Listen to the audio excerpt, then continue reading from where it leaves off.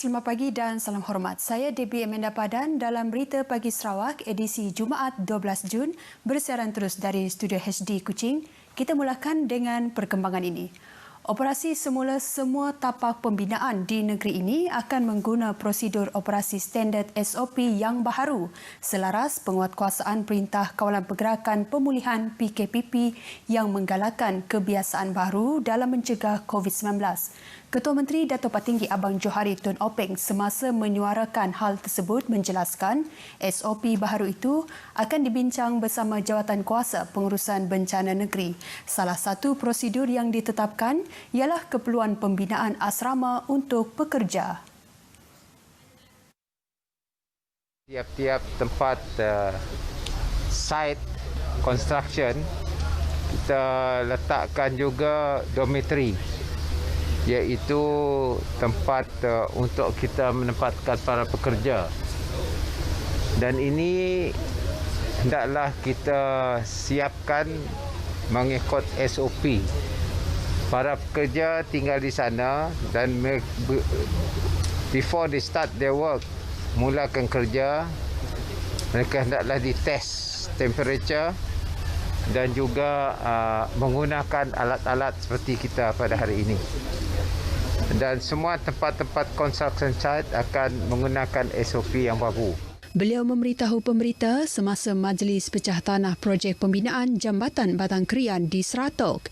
Ditanya mengenai kesan penularan COVID-19 dan penguatkuasaan Perintah Kawalan Pergerakan sejak 18 Mac lepas, Dato' Patinggi Abang Johari memberitahu ia tidak banyak menjejaskan pelaksanaan projek-projek pembangunan di Sarawak. Hanya projek itu terjejas sedikit dari sudut masa pembinaan. Terjejas masa pembinaan, ada lambat, tetapi apabila kita mulakan kerja ini dalam peringkat recovery ini, dan ia akan membuka secara peringkat normal lah, dan ini akan stimulate ekonomi kita, khasnya di luar bandar. Untuk pelan pembangunan jangka panjang, Majlis Tindakan Ekonomi Negeri yang bakal ditubuhkan akan melihat hala tuju ekonomi Sarawak selepas ini. Dalam perkembangan berkaitan, Ketua Menteri Dato' Patinggi Abang Johari optimis pergerakan dan perhubungan di kawasan pesisir dari Kuching ke Sibu akan lebih mudah dan cepat apabila beberapa projek pembinaan jambatan akan dapat disiapkan dalam tempoh 3 ke 5 tahun. Antara jambatan berkenaan adalah Jambatan Batang Krian, Jambatan Batang Saribas, Jambatan Batang Lasah dan Jambatan Batang Lupar.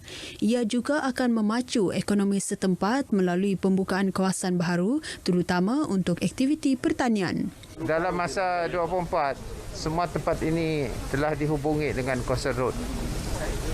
Jambatan yang besar yang Batang Lupar. That one is being processed. Sementara itu, penduduk di kawasan pusat dan Seratok berharap pembinaan 2 projek jambatan di kawasan tersebut iaitu Jambatan Batang Saribas dan Jambatan Batang Krian dapat dilaksana dengan lancar. Jadi dengan adanya jambatan ini kelak akan memudahkan lagi pergerakan orang pusat dan orang Seratok dan seluruh penduduk di negeri Sarawak inilah, terutama sekali bagi kampung yang berdekatan, memudah dan memendekkan lagi perjalanan mereka. Projek Jambatan Batang Krian bernilai RM75 juta dijangka siap pada Mac 2022, sementara Jambatan Batang Saribas dijadual siap pada tahun 2023. Kementerian Pelancongan Seni dan Budaya Malaysia MOTEK bercadang untuk membuka pejabat Sekretariat Pusat Asia Tenggara di Kuching. Pusat tersebut akan berperanan sebagai pusat perancangan aktiviti bersama Pertubuhan Pendidikan, Saintifik dan Kebudayaan Pertubuhan Bangsa Bersatu UNESCO di peringkat Asia Tenggara. Perkara tersebut dibincangkan dalam perjumpaan sulung Menteri Motek Dato' Seri Nancy Sukri bersama Persatuan Penggiat Seni Kebudayaan Malaysia PPSDKM di Pejabat Motek Sarawak di Kuching. Ia akan melibatkan usaha pemeliharaan dan kelestarian selain memperbanyak pencalonan warisan kebudayaan tidak ketara melalui kategori Senarai Perwakilan Wilayah Asia Pasifik (ICCAP). PPSDKM mempunyai 5,000 ahli di seluruh negara dan ia merupakan badan bukan kerajaan yang giat memartabatkan seni dan budaya Malaysia ke peringkat dunia serta rakan strategik ICCAP Korea untuk membina kandungan portal seni warisan kebudayaan tidak ketara di peringkat Asia. 3 buah balai bomba yang baharu dijangka mula beroperasi bulan depan. Pengarah Jabatan Bomba dan Penyelamat Malaysia JBPM Sarawak, Hirudin Rahman berkata, 3 buah balai baharu itu terletak di Bintangor, Selangau dan Sibujaya. Hirudin Rahman mendedahkan 2 buah balai iaitu di Bintangor dan Sibujaya masih berada pada peringkat akhir pembinaan. Pihaknya kini sedang dalam proses memindahkan aset dan peralatan dari balai bomba yang lama. Tempoh PKP ni, bomba bukan saja boleh merancang dengan betul peransalanan dan peralihan susunan atau aset, alih daya, tenaga, kita boleh sanakan. Maknanya dalam tempoh PKPB ni, bomba bukan tidur saja. Sambil kita buat sesi awam, kita juga merancang supaya siapnya balai ini kita boleh operasi dengan sewajarnya lah. Beliau ditemui selepas menghadiri majlis penyerahan program Rumah Sejahtera di Kampung Sentosa Sibu. Seramai 135 penghuni rumah panjang Eloh Kampung Banjai, Sungai Segan, Ulu Sebauh di Bintulu terselamat apabila rumah panjang yang didiami mereka musnah dalam kebakaran semalam. Menurut Pusat Gerakan Operasi Bomba Sarawak, rumah panjang 24 pintu terbabit dilaporkan musnah 90% kira-kira pukul 2.30 petang. Namun tiada kemalangan jiwa dilaporkan. Operasi pemadaman melibatkan 12 anggota bomba diketuai Penguatkuasa Bomba Kanan 2 Stephen bin Plan. Persediaan pembukaan semula sekolah di negeri ini sedang giat dilakukan. Bagi Pengetua Sekolah Menengah Kebangsaan St. Anthony Sarike, Leong So Chuan, pelbagai persediaan dilakukan mengikut garis panduan yang ditetapkan Kementerian Pendidikan dalam memastikan sekolah beroperasi dalam keadaan teratur dan selamat. Yang di sekolah ini, di samping semua kelas telah dilabel tempat masuk, tempat pergerakan pelajar, tempat keluar untuk setiap kelas, setiap makmal yang kita ada.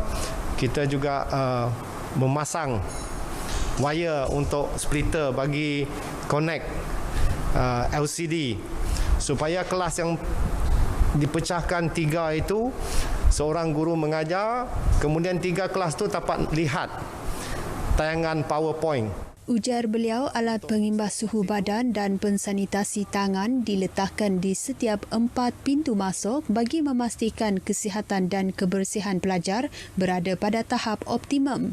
Leong berkata pihaknya juga bersedia untuk memulakan semula tugas pembelajaran bersemuka kepada lebih 266 orang pelajar yang terdiri daripada tingkatan 5 dan 6 atas pada 24 Jun ini.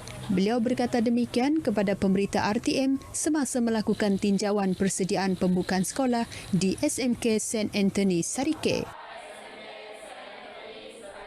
Pengoperasian semula beberapa sektor ekonomi dalam Perintah Kawalan Pergerakan Pemulihan PKPP memberi sinar baharu kepada golongan peniaga termasuk industri fotografi perkahwinan. Hampir 3 bulan tidak dapat melakukan perniagaan, seorang pengasas studio fotografi perkahwinan di Bintulu, Joaini Januah, berterima kasih kepada kerajaan kerana memberi kebenaran untuk pihaknya beroperasi semula. Setakat ini permintaan setelah dilaksanakan PKP memang di luar jangkaan. oleh kerana kita ada buat promosi melalui Facebook page. Lepas tu kita ada buat promotion PKP sekiranya pengantin datang untuk membuat tempahan secara di atas talian. Tambah Joini, pengoperasian semula sektor perniagaan akan mematuhi prosedur operasi standard yang ditetapkan, antaranya penggunaan bilik persalinan tidak dibenarkan. Joini berkata demikian ketika ditemui pemberita di Bintulu.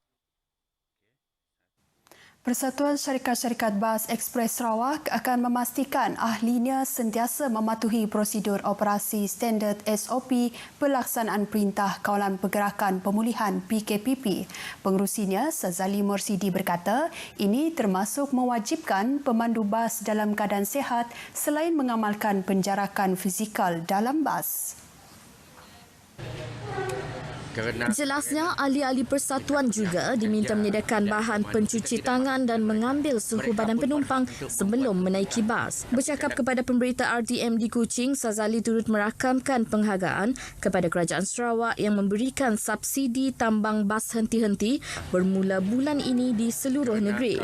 Di bawah subsidi khas itu, setiap penumpang bas henti-henti hanya dikenakan RM1 bagi setiap destinasi dan selebihnya akan disubsidi kerajaan negeri. Dalam pada itu, beliau berharap kerajaan dapat membenarkan kenaikan tambang harga tiket bagi menampung kos operasi ahli persatuan itu yang terjejas sejak Mac lepas. Kalaulah hanya 20 passenger untuk sekali pergerakan, sekali peroperasian, maka ia tidak memberi keuntungan.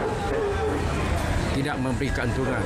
Jadi kami telah pun menulis surat kepada pihak atasan untuk memberi keutamaan kepada kami untuk menaikkan tambang lah.